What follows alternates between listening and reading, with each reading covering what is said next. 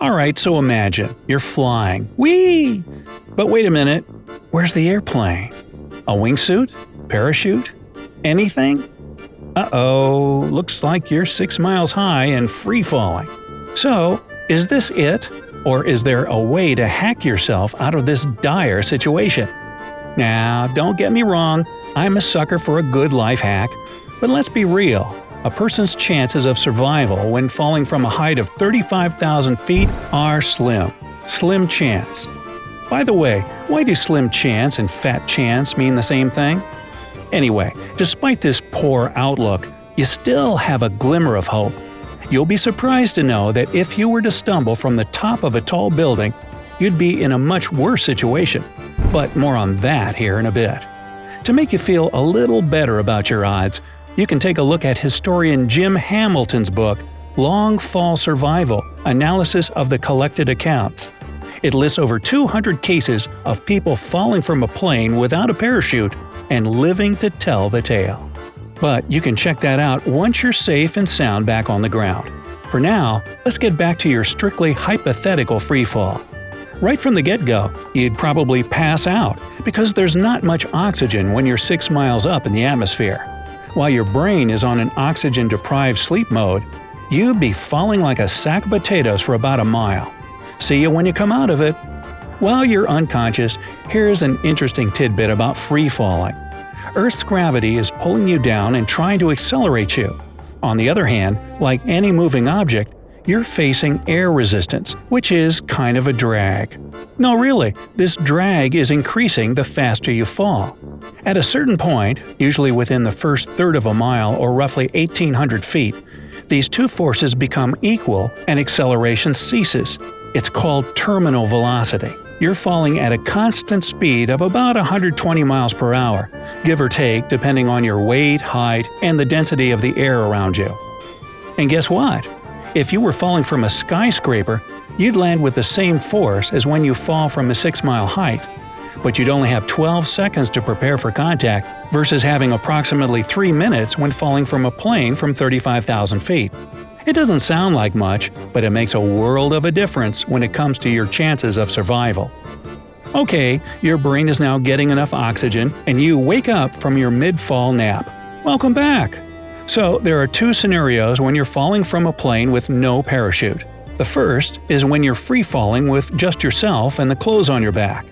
The second way is to try and become a wreckage rider. This is what Jim Hamilton calls the lucky ones who manage to grab some wreckage of the plane and basically surf down to the ground on it. If you can do this, you'll double or even triple your chances of survival. And that's been proven by statistics. Since the 1940s, there have been 31 wreckage riders who survived, and only 13 of those who had to totally free-fall empty-handed.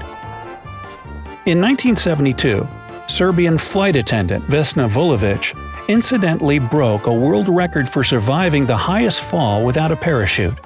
At 33,000 feet in the air, the plane she was on exploded, and she fell that whole distance while being squeezed between her seat and a food trolley. She landed on a snowy mountain slope and slid down until she finally came to a stop. Vulović did receive some serious injuries, but after several months in the hospital, she managed to recover. But let's say you don't find any wreckage to ride down on. Stay calm, it's not over yet. Here's another story to cheer you up.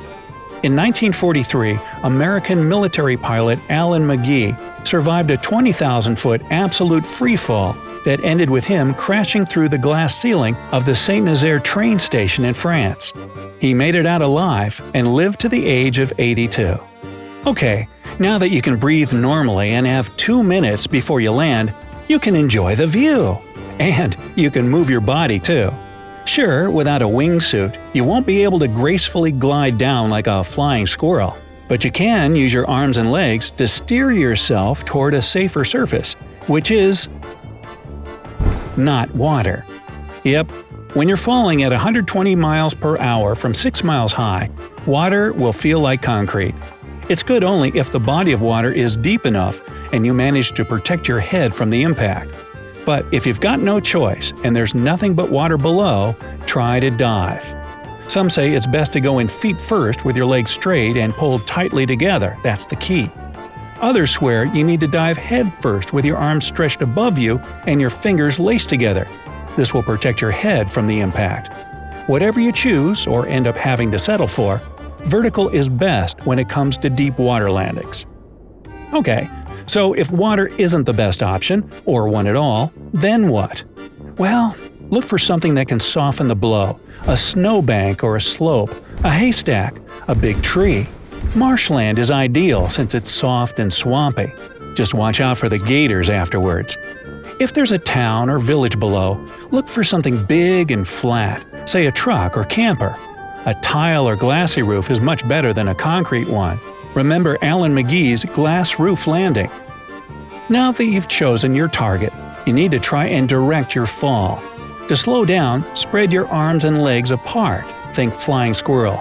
Throw your head back and straighten your shoulders. The goal is to make your body take up as much space as possible because it'll create more resistance to the wind so that you can maneuver your body and direction more easily. To steer right, lower your right shoulder and look to the right. The same goes for banking left to go left. If you need to go forward, you'll straighten your legs and arms while sweeping them back along your sides. To make your body move backward, straighten your arms out in front of you and bend your knees.